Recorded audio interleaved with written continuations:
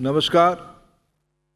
आज की इस गरिमामय उत्सव में सरदार वल्लभ भाई पटेल की 147वीं जन्मदिन के अवसर पे राष्ट्रीय एकता दिवस की इस मंच में हम लोगों के बीच में मार्गदर्शन करने हेतु उपस्थित भारत की लोकसभा के परम आदरणीय वाचस्पति अध्यक्ष माननीय श्री ओम बिरला जी, देश के सभी प्रांतों को प्रतिनिधित्व करने वाले स्कूल, कॉलेज तथा अनेक युवा संगठनों की प्रतिनिधि भाई और बहनों,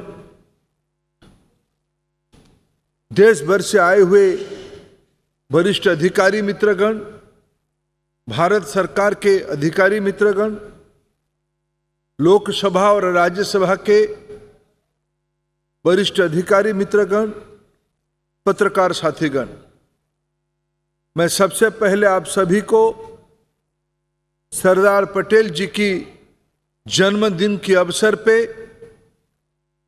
शुभेच्छा देता हूं, बधाई देता हूं। आप सौभाग्यशाली हो। जिस साल हम आजादी का अमृत महोत्सव मना रहे हैं, उसी साल माननीय प्रधानमंत्री नरेंद्र मोदी जी की दृष्टि से, परम आदरणीय लोकसभा अध्यक्ष महोदय की प्रत्यक्ष मार्गदर्शन से एक नई परंपरा 2 अक्टूबर से शुरू हुई है। पूज्य बापू महात्मा गांधी जी की जन्मदिन के अवसर से आज दूसरी बार देश की वर्तमान पीढ़ी को, नई पीढ़ी को, 21वीं सदी जिनके कंधे पे रहने वाला है, इस लोकसभा दुनिया की सबसे पुरानी और मजबूत और बड़ी प्रजातंत्र की पवित्र मंदिर है। इसी कक्ष में भारत अपने गौरवमय इतिहास को अनेक मुहूर्त में, अनेक क्षण में, अनेक पलों में इतिहास को रचना किया है। न केवल भारत की, दुनिया की मानवता के बारे में नई बेंचमार्क, नई मानक खड़ा करने की इस पवित्र भूमि की, इस पवित्र ग्रह की अनेक अवदान रहा है। काश मैं आप जैसे विद्यार्थी होता आज, मैं थोड़ा बहुत आपसे ईर्षान्वित भी हूं। हमारे समय में जब हम लोग पढ़ते थे, कोई माननीय प्रधानमंत्री नरेंद्र मोदी जी होते या लोकसभा के अध्यक्ष परम आदरणीय ओम बिरला जी होते, तो हमें भी सौभाग्य मिलता इस प्रकार की पवित्र भूमि में आने के लिए। और आप जैसे यहां पहुंचे हो, और आज तो आप पहुंचे हो स्पर्धा के माध्यम से, किसी की खैरात पे नहीं, किसी की चॉइस से नहीं, अपने मेधा, अपने गुणवत्ता, अपने प्रतिभा के आधार पे एक प्रतियोगिता के माध्यम से देश को आप कैसे देखना चाहते हो, देश कैसा होना चाहिए, देश के सामने चुनौती क्या है, इसकी साक्षात एक नई परंपरा वर्तमान संसद ने शुरू किया है। आप उसकी भागीदार बन रहे हो, आप उसकी प्रमुख स्टेक होल्डर बन रहे हो। इसी अवसर में मैं सबसे पहले आपको पुनः बधाई देता हूं कि आप लोग सौभाग्यशाली हो। मित्रों, आज हम देश की आजादी का अमृत महोत्सव मना रहे हैं। इस साल 15 अगस्त की लाल किले की प्राचीर से जब माननीय प्रधानमंत्री जी ने देश को संबोधित किया, यह अवसर होता है पुराने बातों को लेके अभिमान करना, अपने विरासत पे मन को और मजबूत करना, विरासत के आधार पे, और भविष्य के बारे में संकल्प करना। इस बार तो प्रधानमंत्री जी ने संकल्प की छलांग और कोई छोटी नहीं रखी है। उन्होंने तय किया है और उन्होंने कहा, मैं चाहता हूं देश में अभी हम कुछ भी करें, कोई छोटा चीज ना करें, बड़ी चीज करें, लंबी छलांग के लिए करें, ना केवल भारत के लिए करें, विश्व के लिए करें। और मेरे सामने तो मैं विश्व की नेतृत्व को देख रहा हूं। देखो, सुखद संजोग है, भारत की आजादी का 75 साल हुआ। भारतीय संस्कृति की महक, जिन्होंने हमको 250 साल तक, इसी कक्षा में भी चर्चा किया था कि भारत पराधीन रहनी चाहिए, क्यों? इन लोगों की ताकत नहीं है सोचने के लिए। हमने उनको इसी समय में पछाड़ा। इस बार भारत अर्थनीति में 6 से 5 हुआ। किसको छोड़ के हुआ? जिन्होंने हमको 250 साल राज किया, उनको पीछे करके हुआ। और उस देश की राजनीतिक नेतृत्व भी भारतीय विरासत की, भारतीय संस्कृति से पला बढ़ा कोई नागरिक को मिला, वो वैश्विक नागरिक है। ये भारत की जिम्मेवारी है।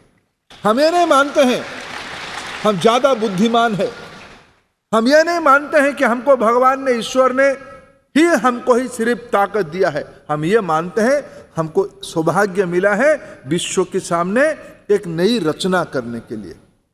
मित्रों, इस सारा विषय की उल्लेख, वर्णन और निवेदन माननीय प्रधानमंत्री जी ने देश के सामने रखा है।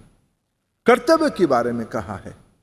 मैं मानता हूं जिसके बारे में आज लोकसभा अध्यक्ष महोदय ने जो आपकी व्यक्तिगत रूप में रुचि लेके आप कहां जाओगे, किसके साथ मिलोगे? दिल्ली आओगे। दिल्ली तो भारत की राजधानी सदियों से है। इस राजधानी में आप क्या अनुभव लेके जाओगे?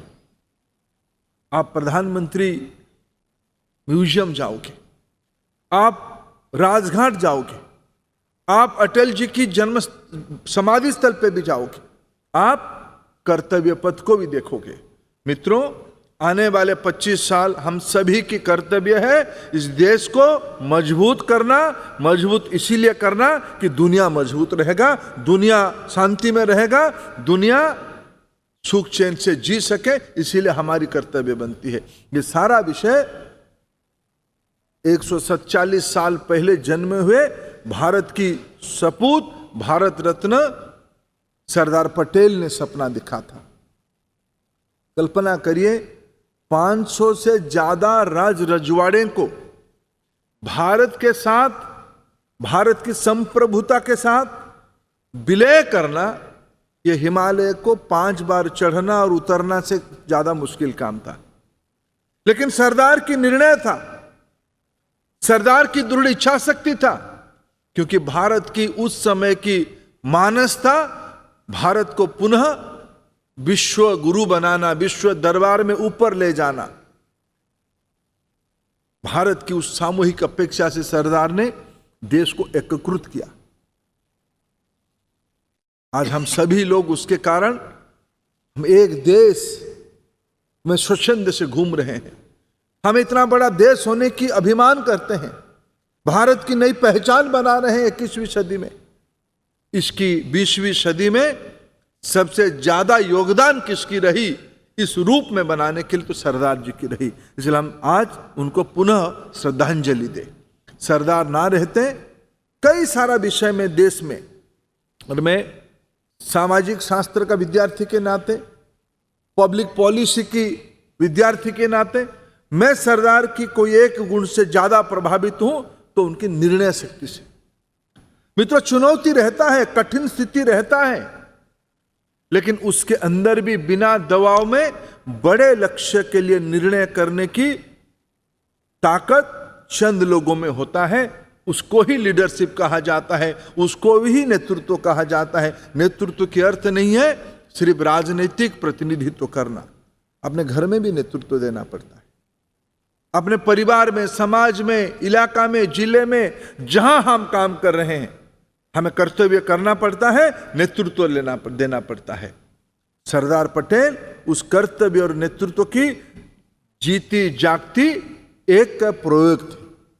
आज हम सभी लोग, मैं मानता हूं आप सभी लोग सरदार के जीवन को अभ्यास किए होंगे, सरदार के बारे में और जानने का प्रयास किए होंगे। इस कार्यक्रम के अवसर पे मैं आपको निवेदन करूंगा, देश में नई शिक्षा नीति आ गई है।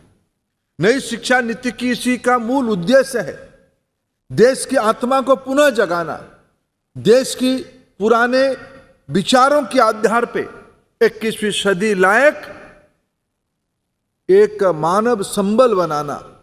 मानव बनता है क्योंकि सृष्टि के मूल में व्यक्ति होता है। व्यक्ति अगर निर्णायक होता है, व्यक्ति दूरदृष्टा होता है, व्यक्ति विचार स्पष्ट होता है, तब जाके बड़ा परिवर्तन हो सकता है। मैं फिर आपको बधाई देता हूं।